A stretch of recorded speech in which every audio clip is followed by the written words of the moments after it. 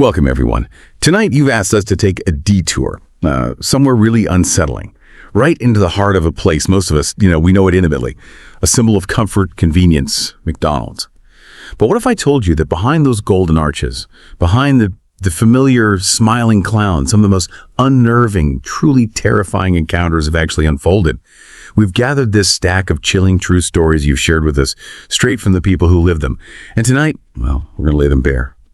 These are tales of the unexpected, the sinister, and the downright horrifying, happening in spaces we just assume are safe. Indeed. And these aren't just like isolated incidents, They seem to reveal a darker undercurrent to everyday life. They serve as a pretty stark reminder that unsettling things can happen anywhere, really, even in the most public, seemingly innocent places.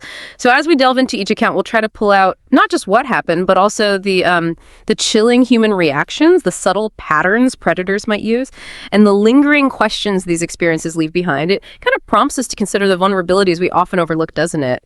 Okay, let's unpack this. We'll begin with stories that really strike at the heart of our sense of safety, those involving children. Just imagine this, if you will. A 7-year-old girl, she's at a McDonald's playland. Her grandmother steps away for a moment, goes to the bathroom.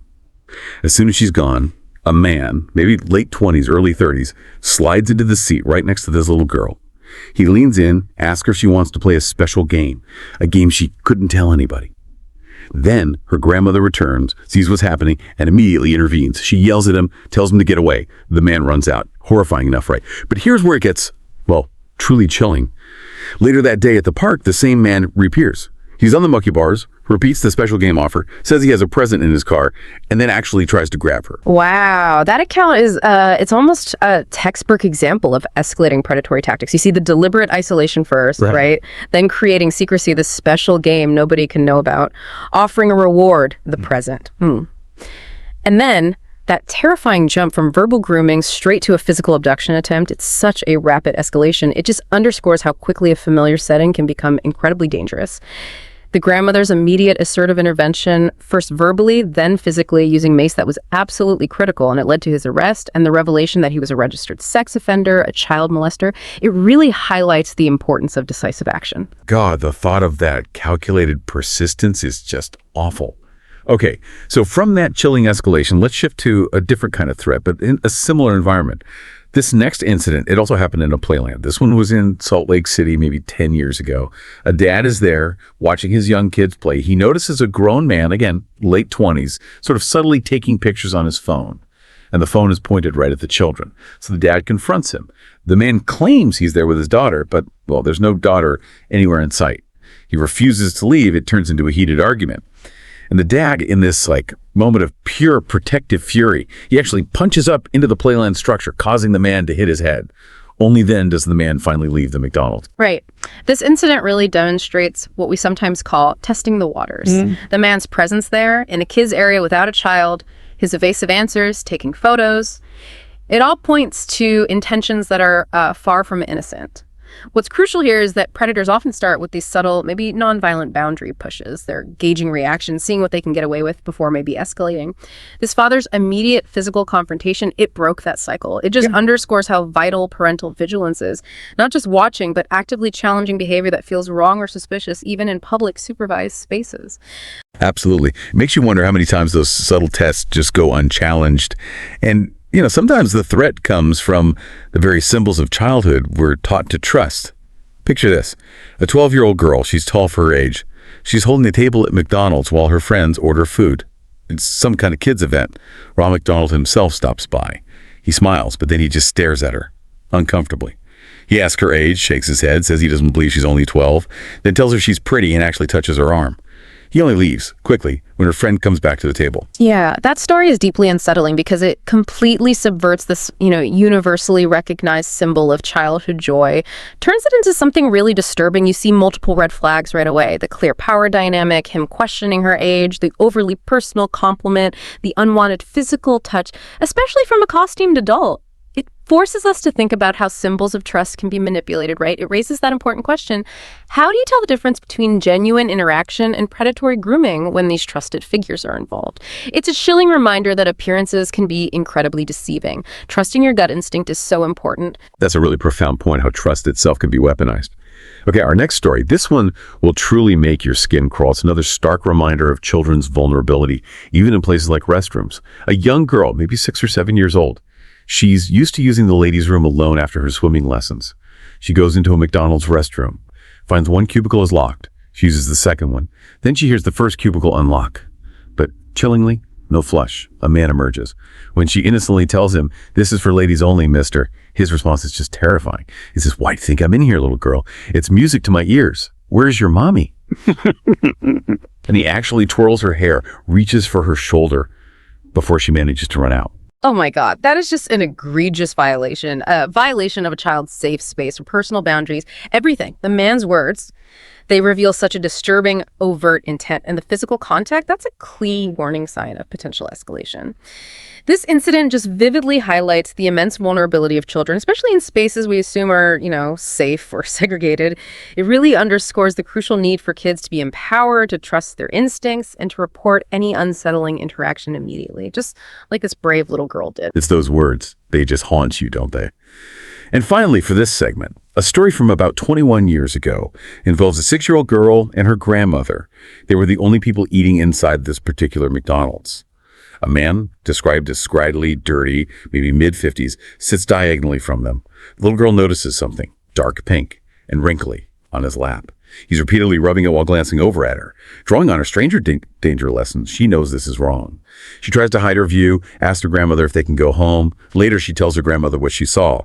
The grandmother calls McDonald's. Turns out the man is still there. Police are called, and he's arrested. The manager later told the grandmother a graphic detail that when police told the man to stand up, his frankenbeans were still hanging out. A very stark indicator of what he was doing. That is profoundly disturbing, primarily because it shows a child's intuitive awareness of danger, even before they can maybe fully grasp what it is they're seeing. The immediate shift, right, from a seemingly innocent Happy Meal to being exposed to public indecency and potential harm, it emphasizes that vigilance is just always necessary. And the grandmother's calm, decisive action, listening to her grandchild, reporting it, making sure the police intervene, that's highly commendable. It really highlights the power of a child's gut feeling and just how important it is for an adult to act on it without any hesitation. Yeah, you can almost feel that little girl's instinctual dread. Okay, shifting gears a bit. Moving from the vulnerability of children, let's explore instances where public aggression and direct threats created these horrifying scenes inside McDonald's, often escalating in really unpredictable ways. This next story comes from someone who was a teenager at the time, maybe 15 or 16. They notice a man at the counter who's shouting, banging his fists on the counter, and then exposing himself to the cashier. Other customers are backing away. The teen, trying to be a hero, intervenes verbally, tells the guy to stop. The man turns, exposes his chest, yells some gibberish, and then pulls out a huge knife. Everyone just scatters. The teen's mom comes out of the bathroom, grabs him, pulls him out. Police are discreetly called. As the man is being detained by police, he looks the teen straight in the eyes, smiles, and screams, "I'll gut you next time. I swear I'll gut you, pretty boy." Wow. Okay, so that situation just escalated incredibly rapidly. From a public nuisance, maybe disturbing the peace, to a potentially lethal confrontation. It really highlights the extreme unpredictability of individuals who might be struggling with severe mental illness or maybe under the influence of something. And this story brings up a complex dilemma, doesn't it, about personal safety versus the instinct to intervene. While the teen's instinct to protect the cashier was noble, it tragically put him directly in the path of a terrifying threat, left him with, likely, a lasting psychological impact. It makes you question, when and how bystander intervention is actually helpful versus when it might inadvertently escalate the danger. That's such a crucial distinction and so hard to make in the heat of the moment. Building on that theme of intervention, here's a powerful account from a McDonald's employee. This is in a small southern town. It's around 7 p.m. The employee is behind the counter, notices an extremely tall guy with a shaved head and a red shirt. He's talking to a little girl, maybe 5 or 6 years old. There's a little boy, similar age, on his shoulders. The employee starts to feel suspicious when the man asks the girl, "So how old are you?" And then says, "You should come with me now. I have a little brother who's 6'2". Let's go play with him." Then the man actually starts walking towards the exit with both children. Just as the employee decides to move to try and stop him, the children's mother emerges from the bathroom, shouting. The man freezes, becomes, quote, petrified, stammers some flimsy excuse about just playing. The mother, with this fake smile, but eyes that, according to the employee, said, "Stay the fuck away from my children," leads her kids away. Man just hurries out. That's a vivid example of a new objection. averted by critical observation and just incredibly fortunate timing. The employee's gut feeling, their instinct, and the mother's sudden appearance were absolutely crucial there. And notice the predator's specific, manipulative dialogue trying to normalize it, offering a playmate. That's a classic grooming technique. The mother's response too. That quiet but firm resolve, prioritizing her children's safety above everything else. It speaks volumes, really underscores the critical role of situational awareness. The OD loop, observe, orient, decide, act. That employee and that mother, they effectively broke the predator cycle, bought that precious time. Yeah, that employee's quick read. It probably saved those children. Okay, now for an encounter that's just a masterclass in escalating psychological terror. It's late night in Florida, around midnight. A 23-year-old man is at McDonald's. He notices another man hunched over a hand dryer in the restroom area, just unmoving. 20 minutes later, the man is still there, mumbling to himself, repeatedly hitting the dryer button. Our narrator tries to leave, but the man steps right into his path, stares at him, says, "Excuse me." Later, the man sits down near the narrator, just staring. Then he starts cackling like a madman. A straight-up Joker laugh is how he described it. He suddenly stops, looks down at the narrator's feet, and says, "Nice shoes, Osiris." As the narrator and his friend quickly get up and hurry to their car, the man bursts out of the McDonald's and starts speed-walking angrily towards them. They had to make a frantic escape. Yeah, that story is a powerful reflection of how quickly an unpredictable encounter can spiral, from just bizarre, maybe unsettling, to genuinely terrifying. The man's erratic behavior, the mumbling at the dryer, the Joker laugh, the odd comment about shoes, and then the sudden pursuit. It strongly indicates a deep mental disturbance, or maybe some aggressive intent. What's particularly chilling here is how the fear escalated. It wasn't just physical, it was psychological too. Leaving this lasting impression of dread, the what if in the narrator's mind. It really highlights the profound unpredictability you can face in these public interactions sometimes. Oof, the memory of that laugh alone. That would stay with you forever. Okay, our final segment tonight explores encounters that linger. Those that leave a lasting chill or maybe reveal deeply peculiar, even cult-like behaviors. This next story involves a really chilling long-term threat. The narrator had this unsettling acquaintance back from middle and high school. In their senior year, this guy posted a really concerning message on Facebook, something about getting more kills than the Virginia Tech guy. The narrator very wisely reported it. Months later, the guy found out who reported him, but they seemingly made peace, or so the narrator thought. Years pass. Then at a McDonald's, the same man walks up behind the narrator and whispers right in his ear, "I'm gonna kill you someday." Then he just smiles, waves, and walks away. The narrator hasn't seen him since, but says he remains perpetually alert, always looking over his shoulder. That is. Yeah. Yeah, that's a deeply chilling example of a persistent, low-level threat that just evolves over time. The transition from a vague, maybe performative online threat to a direct whispered death threat in a public place, accompanied by a smile. That speaks to a profoundly disturbing psychological profile. It really highlights the long-term psychological weight of encounters like this, the insidious nature of unresolved threats that can just linger for years, forcing the victim into this state of constant hypervigilance. That's a heavy burden for anyone to carry. Now, for something truly strange, this one's from Minnesota. Our narrator was relying on McDonald's free Wi-Fi quite a bit. He gets befriended by a neighbor, a guy named Joe, described as hunchbacked with a beer gut, beard full of food crumbs. Joe offers him coffee, then launches into this bizarre explanation of God's DNA, claims it's molecules that hold the universe together and makes men genetically superior to women. The narrator tries to distance himself, naturally, but then he starts noticing a barrage of freaky bearded lumberjack dudes frequently coming into the McDonald's, talking to Joe and staring intensely at the narrator. This escalates. Joe and his, quote, bum friends start following the narrator home in a truck. Then it becomes a pattern of nightly stalking whenever the narrator is at that McDonald's. Okay, this story brings together a really disturbing blend, doesn't it? Ideological creepiness and escalating physical harassment. The whole God's DNA thing, combined with Joe's description, and later finding out he was trading food stamps for drugs and threatening women. It paints a picture of a potentially dangerous, maybe fringe group or some kind of cult-like behavior, and the persistent nature of the stalking, suggesting it was coordinated somehow. It only stopped when Joe moved away. It raises a really critical question. How do seemingly harmless or just odd public interactions sometimes mask these deeper, more sinister connections and potentially dangerous communities? That's a stark reminder, isn't it? That even seemingly innocuous chats can have dark undercurrents.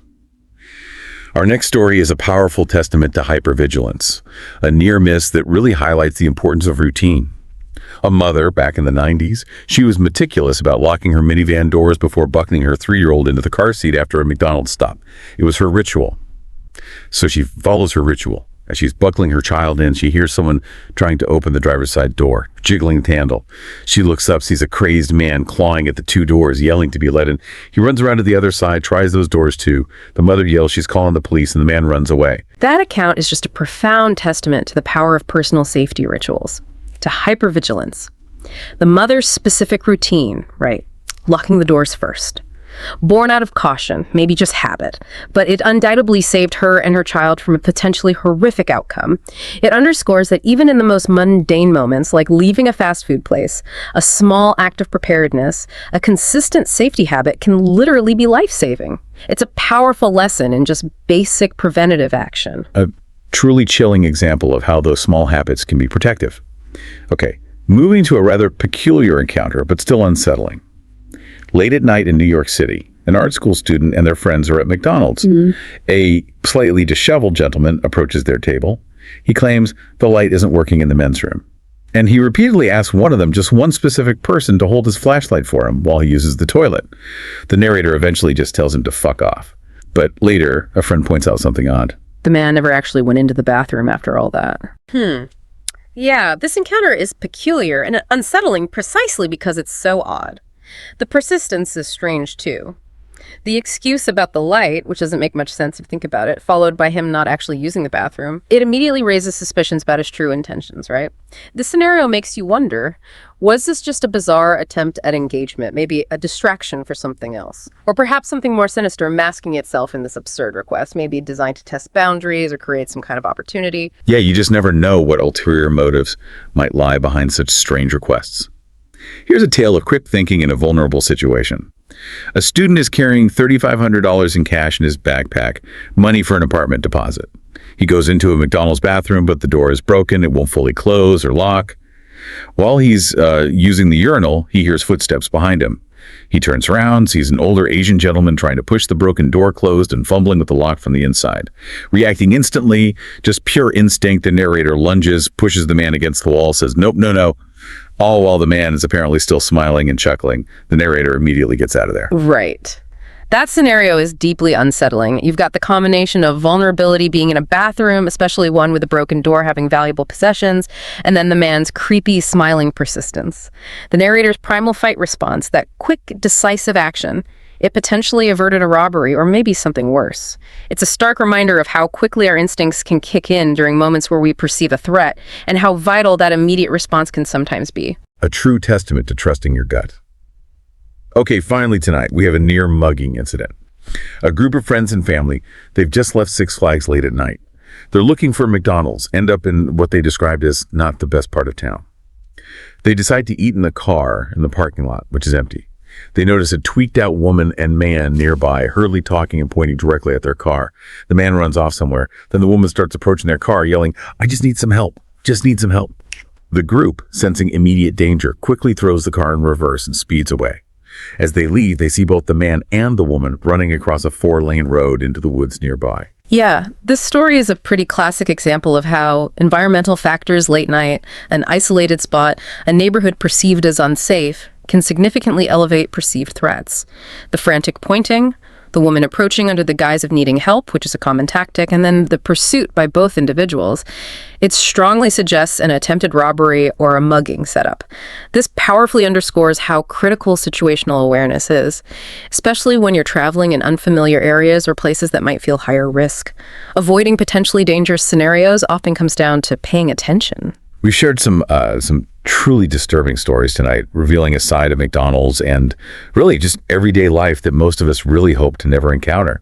From predatory individuals exploiting innocence to sudden public aggression and these unsettling, persistent threats. These accounts really serve as a stark reminder. A reminder of the unexpected horrors that can unfortunately lurk just beneath the surface of the mundane. Exactly. And the insights here, they go beyond just the events themselves, I think.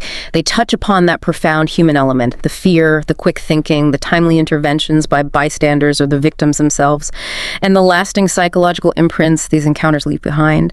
These stories, they compel us, really, to cultivate greater vigilance, to maybe understand the subtle cues of danger a bit better, and above all, to trust our instincts. The world, even in its most familiar corners, well, it often holds a darkness we're not always prepared for. Thank you for joining us on this unsettling journey. Remember to stay safe out there, stay aware, and always trust your gut feeling. We hope you'll join us for our next exploration. If these tales send a shiver down your spine, you can find more chilling content just like this over on our channel, Horror Docx. Please like, share, and subscribe if you want to support our work. Good night.